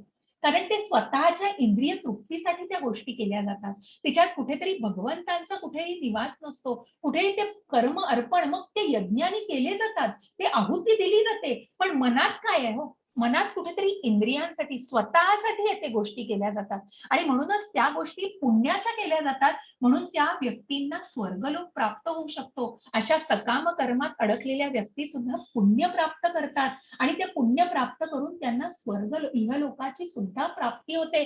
परंतु त्या स्वर्ग लोकात जेव्हा पुण्य क्षीण होतं, कारण तिथे मोजमाप आहे हो सगळं. आणि मग ते जेव्हा पुण्याचं माप क्षीण होतं, तेव्हा पुन्हा त्या पृथ्वी लोकावरच जन्म घ्यायला लागतो.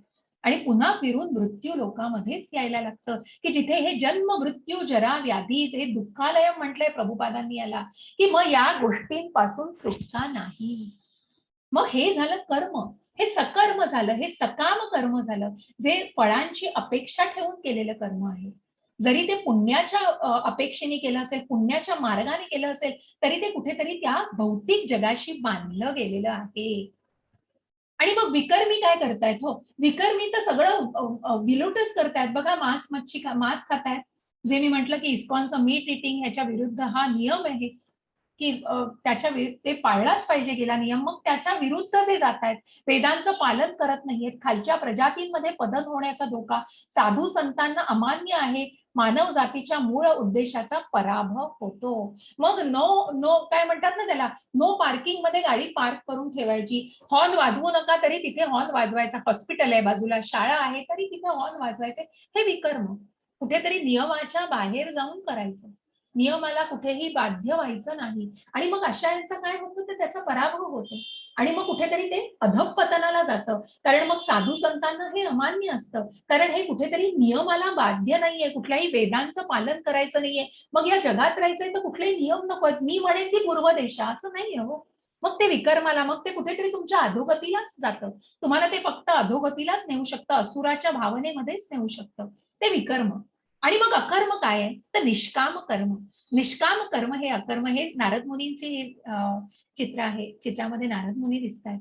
हे नारद मुनी जे अकर्मी, की ज्यांना शाप मिळाला होता, की तुला मग तो शाप त्याची सुद्धा एक गोष्ट आहे, दक्षाची गोष्ट आहे. ती पुढे जाऊन आपण अध्यायांमध्ये कारण आता मी खूप घेत नाही 12 ऑलरेडी वाजून गेलेत. आपण अध्यायाच्या शेवटी येतोय आणि म्हणून मग हे अकर्म काय आहे ते जाणून घ्यायचे. जे नारद मुनी जे कृष्ण भावनेचा मग जे नारायण, नारायण, नारायण, नारायण ज्यांनी आत्मसाक्षात्काराची भावना प्रत्येकाच्या मनात निर्माण करून ज्यांनी दीक्षा दिली आणि कितीतरी असे विद्यार्थी आणि कितीतरी शिष्य त्यांचे तयार केले. मग आपण बघितलं वाल्याचा वाल्मिकी झाल्या, वाल्या कोळीला वाल्मिकी केला, मोक्षारींचा मोक्षारी ऋषी झाला, जे नारद मुनींच्या ह्याच्या अधीक्षताखाली की ज्यांनी त्यांना दीक्षा दिली आणि त्यांनी त्यांना ज्ञान दिलं. कृष्णाच्या भक्ती सेवेच्या व्यासपीठावर आलेले आहेत. फलदायी क्रिया म्हणजे पुनर्जन्म हे जाणतात. मग ज्यांना माहितीये की फलदायीमध्ये त्या फळांच्या अपेक्षा केली तर पुन्हा आपण या भौतिक जगामध्ये अडकणार आहोत. हे जे जाणतात ते त्यांनी ज्यांना भक्ताच्या कृष्णाच्या सेवेमध्ये पूर्णपणे स्वाधीन केलेलं आहे आणि पूर्णपणे अशा भावनेमध्ये गेलेले आहेत की कृष्णासाठी जे कर्म करतो आहे ते कृष्णाला अर्पण करतोय. ती कृतज्ञता मनामध्ये आहे आणि मग ती अकर्मी भावना. आणि म्हणून ती भावना की ज्या ह्या राजाची गोष्ट आहे इथे, त्या राजाची गोष्ट मी थोडक्यात तुम्हाला सांगते की कशा प्रकारे ह्या रंती देवाची गोष्ट आहे ही, की त्यांनी स्वतःच्या काहीही कुठल्याही गोष्टीची तमा न बाळगता इतका दानशूरपणा, मग त्याला स्वतःच्या त्यांनी शरीराची सुद्धा तमा केली नाही, की मग त्याची फॅमिली ह्या रंती देवाची पुराणातली कथा आहे, की ज्यांनी दान म्हणजे काय, की दानाचं अगदी म्हणतात ना ग्रेट उदाहरण असं हे उत्तम असं आपल्याला उदाहरण दिसतंय. की प्रत्यक्ष त्यांचं दर्शन घ्यायला शिव आणि ब्रह्मा पण आलेले आहेत. अशा या रंतीदेवाला अनेक म्हणजे ते औदार्य त्यांचं असं होतं, की आपल्यापाशी आलेला तसाच हाती गेला नाही पाहिजे, रिकामा हाती गेला नाही पाहिजे. असं हे दान करून त्यांना त्यांच्याकडे अक्षरशः काहीही उरलेलं नव्हतं. आणि ते आणि त्यांचं कुटुंब कुठेतरी देशोधडीला लागलेलं, कुठेतरी खायची प्यायची भ्रांत होती. त्यांच्याजवळ काहीही नव्हतं. अशा प्रकारे 30-30, 40-40 दिवस गेले तरी त्यांना अन्नाचा कण मिळालेला नव्हता. परंतु कुठल्याही अशाच काळामध्ये त्यांना काही दिवसांनी अन्न आणि एक थोडं पाण्याचा काही अंश मिळाला. परंतु त्याच वेळेला त्यांच्याकडे याचक आले काही. मग त्यांच्याकडे एक ब्राह्मण आला, त्यांच्याकडे एक कुत्र्याचा मालक आला, त्यांच्याकडे एक चांडाळ आला. परंतु त्यांनी त्यांना रिकाम्या हाती जाऊ दिलं नाही. स्वतः अगदी इतके मरण यातना सोसत होते, की अन्न पाण्याचा कण नव्हता पोटामध्ये. तरीही त्या चांडाळाला सुद्धा त्यांनी याचकाला त्या तसंच परतवलं नाही. त्याला जे काही पाणी होतं ते राहिलेलं पाणी सुद्धा त्यांनी त्या याचकाला दिलेलं आहे. इतकं हे औदार्य आणि इतकं हे शुद्धता फक्त एका शुद्ध मनामध्येच असू शकते, एका अकर्मी भावनेमध्येच असू शकते. आणि म्हणूनच या अकर्मी इथे आपल्याला दिसतंय, की हे सगळे नियम बाह्य हे विकर्म दिसतंय आणि हे अकर्म दिसतंय. मग हे विकर्म काय आहे? कारण या इच्छा वासनांमध्ये कुठेतरी अडकलंय. कुठेतरी मांस मच्छी खायची आहे, कुठेतरी हे चुकीचे बघा परस्त्रीशी संबंध, मग अशा प्रकारचे वाईट जुगार खेळणं आणि मग मांसाहार करणं, मग तेच पुनर्जन्म. आणि मग आपल्याला 6व्या 7व्या अध्यायामध्ये याचं जाणून घ्यायचंय, की कशाप्रकारे ज्या भावना मनामध्ये ठेवल्या जातात, तोच जन्म पुढे मिळू शकतो. मग आम्हाला काही कपडे घालायचे नाहीयेत बघा, की या चित्रामध्ये दिसतंय, की नियमबाह्य की संस्कृतीला साधून काहीही साधायचं नाहीये. संस्कृतीच्या विरुद्ध जाऊन वागायचंय. मग त्यांना झाडाचा जन्म मिळू शकतो, की ज्यांना अक्षरशः म्हणजे अंगावर वस्त्रही नकोय असं राहायचं आहे. मग ज्यांना मांसाहार करायचा आहे त्यांना हिंस्र प्राण्यांचे जन्म मिळू शकतात. मग हे कर्म खूप गुंतागुंतीचं आहे आणि म्हणून या कर्माला जाणायचंय. हे सकाम कर्मांमध्ये जे अडकलेले आहेत ते पुन्हा भौतिक जगामध्ये येतायत. जे विकर्मामध्ये अडकलेले आहेत ते नरक यातना भोगू शकतात आणि जे अकर्माची वाटचाल करतात ते निष्काम कर्म करतात. जे फळाची अपेक्षाही न करता ते कर्म करतात. जे भगवंतांना अर्पण करतात. मग हे अकर्म किती योग्य आहे हे योग्य रीतीने जाणलं पाहिजे आणि म्हणूनच या अकर्माची वाटचाल ही भगवत धामालाच नेते. त्याच धामाला पोहोचवते. कुठेतरी मनुष्य जेव्हा देह त्याग करतो तेव्हा पुन्हा फिरून या भौतिक जगामध्ये येत नाही. मग हे कर्म जाणणं, या कर्माचे सुद्धा आपल्याला खूप अजून ही गुंतागुंत पुढे जाणून घ्यायची आहे, की कशा प्रकारे कर्माचं मग पाप पुण्याचं जसं आपण म्हणतो, की जो मी म्हटलं, की एक घडा भरला, की पुन्हा इथे येऊन आपल्याला जन्म मृत्यू लोकातच मिळणार आहे हे जाणून घ्यायचंय. मग या कर्माची गुंतागुंत आपण पुढच्याही अध्यायात जाणून घेणार आहोत उद्याच्या अजून. की ज्याच्यात कर्म संन्यास योग आपण जाणणार आहोत. मग ही शेवटची स्लाइड आहे आता, की हे जाणण्यासाठी कोण पाहिजेत? मग प्रत्यक्ष भगवंत स्वतःचं उदाहरण जसं कालच्याही अध्यायात मी सांगितलं, की एका कौटुंबिक कर्ता जो असतो की त्याचं आदर्श म्हणून, तसं भगवंतांनी सुद्धा स्वतःचा आदर्श निर्माण केलाय. कुठेही त्यांनी स्वतःचं जबाबदारी योग्यतेने पार पडल्याचं दाखवलंय, की नाहीतर मग ही अशांतता फैलावली असती. आणि म्हणूनच कुठेतरी अर्जुनाला सुद्धा त्यांनी उपदेश केला, की तू जर हे युद्ध केलंस तर तू हा आदर्श लोकांसमोर ठेवणार आहेस. आणि हो, हाच आदर्श कशा प्रकारे उत्तम गुरुकडून ज्ञान घेतल्यावर मिळू शकतो, हे प्रत्यक्ष भगवंतांनीच दाखवून दिलं. मग या सकाम कर्मामध्ये तू अडकशील हे कसं जाणायचंय? या अकर्माकडे कसं वाटचाल करायची? यासाठी एका उत्तम गुरुची निवड करायची आहे. आणि म्हणून गुरु, साधू, शास्त्र याला पडताळून ते कर्म करायचंय. हे कुठेतरी चेक पॉइंट्स आहेत, की ते जाणायचंय आणि त्यांना जाणूनच कर्म करायचं आहे. तद्विद्धि प्रणिपातेन परिप्रश्नेन सेवया उपदेक्षन्ति ते ज्ञानं ज्ञानी तत्व सदर्शिनः. हरे कृष्ण माताजी. हरे कृष्ण. हरे कृष्ण. आध्यात्मिक गुरूंकडे जाऊन तत्व जाणण्याचा प्रयत्न कर. नम्रपणे त्यांना प्रश्न विचार आणि त्यांची सेवा कर. आत्मसाक्षात्कारी व्यक्ती तुला ज्ञान प्रदान करू शकतात, कारण त्यांनी तत्व जाणलेले असते. हरे कृष्ण. हरे कृष्ण. मग हे चित्रामध्ये कोण दिसतायत तुम्हाला माहितीये? कृष्ण कुठे होते? कुठे राहिले कृष्ण? नारद मुनींना कोणता तो मी सांगते ती कथा. सुखद पाटील प्रभूजी नक्की सांगते मी. सगळी कथा सांगणार आहे, काही काळजी करू नका. मला सांगा चित्रात कोण दिसतंय? थोडासा वेळेचा मला विचार करायला लागतो प्रभूजी, म्हणून मी तेवढं थोडं पुढे जाते. काय दिसतंय चित्रामध्ये? प्रत्यक्ष कुठे राहिले होते भगवंत? सांदीपनी मुनी. अगदी बरोबर संहिता माताजी, बरोबर.